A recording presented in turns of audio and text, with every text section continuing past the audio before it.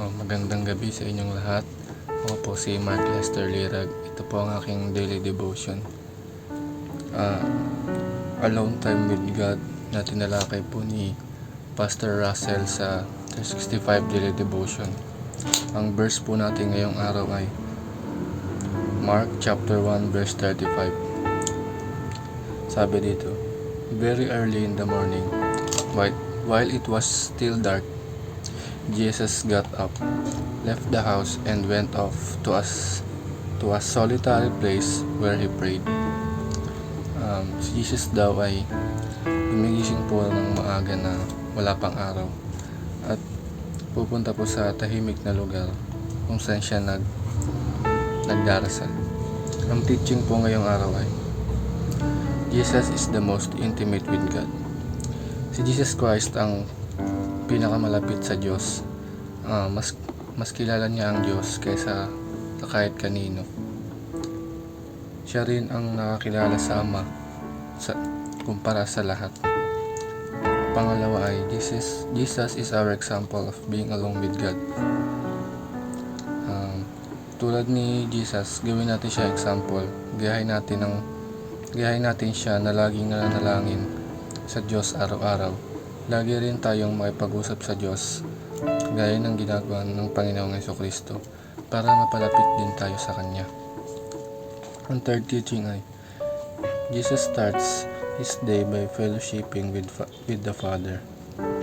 Kung ang Panginoong Jesucristo ay sinisimulan ang Kanyang araw sa panalangin sa Diyos, dapat tayo ring mga anak niya. Matuto tayong simulan ang ating umaga sa panalangin at wag tayong masanay na pagkagising sa umaga ay inuuna natin ang gadgets. Ang application ay solidify a habit of solitude. Lagi tayong makipag-usap sa Diyos. Gawin natin itong kasanayan hanggang sa maging habit na natin ito. Sabi ni Pastor Russell, it takes 40 days to solidify a habit. Sa 40 days na yun, pag lagi tayong nakipag-usap sa Diyos, magiging habit na natin to at parang hindi tayo mapakali pag di natin to ginagawa sa isang araw. Kaya dapat maging habit natin tong mga anak niya. Ang second application ay set a regular meeting place with God.